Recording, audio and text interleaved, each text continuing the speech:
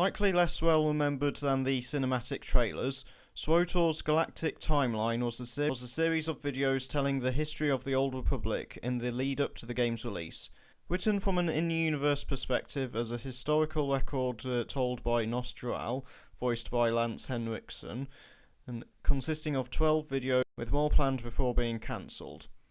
Like the original 3 cinematic trailers, the videos are told in reverse order but cover a much larger time frame, starting with the sacking of Coruscant at the end of the Great Galactic War as the Jedi slowly works his way back through the centuries to the events that have resulted in the current Sith Empire's formation.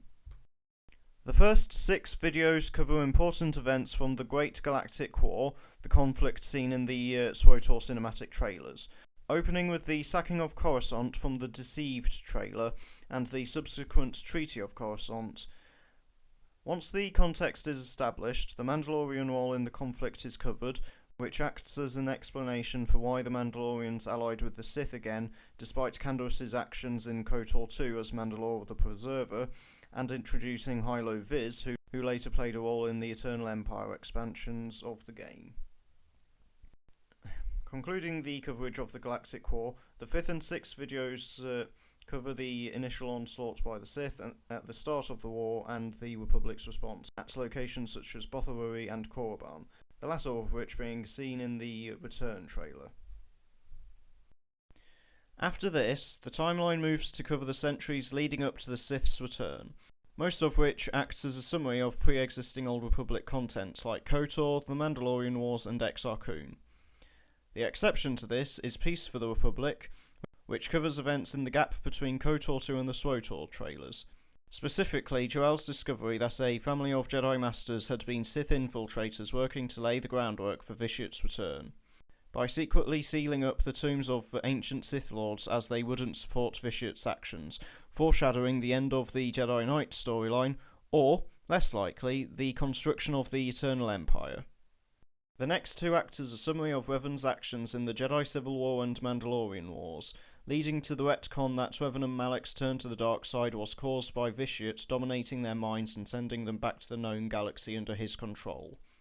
However, I believe that there is enough leeway in the timeline that this perspective could simply be a hypothesis made by Jor-El, as he mentions that the Jedi have no record of what happened when Revan and Malik found the Sith Empire, so it could be argued that the Sith Emperor merely accelerated the most likely outcome of their current path to bring them to the dark side, while any form of manipulation wore off when they returned to the known galaxy.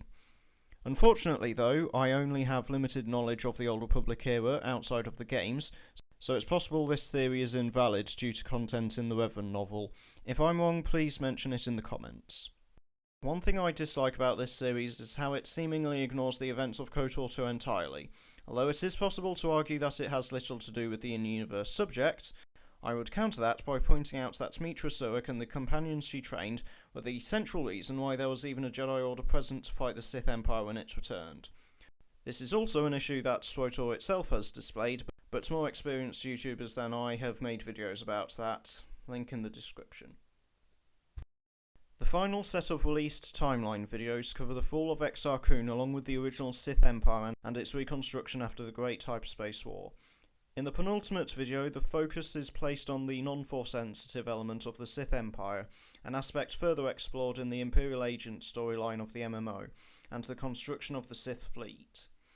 Since the timeline overall acts as a summary of prior Old Republic content, specifically Tales of the Jedi in the case of Exar Kun and the Great Hyperspace War, the 12th video acts as a natural endpoint for the timeline as it covers the earliest era focused on directly by content and shows the origin of Vitiat's empire.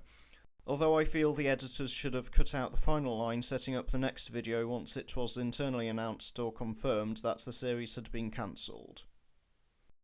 Originally, the Galactic Timeline was planned to go further, as anyone could guess from the conclusion of the 12th video, with the series initially being planned to have 19 videos in total. However, I feel that only the first few cut videos would have remained relevant to the initial topic, by showing the first Sith Lords such as Junta Paul and their exile to detail the fracturing that created the 2 factions that have been central to galactic conflict for thousands of years.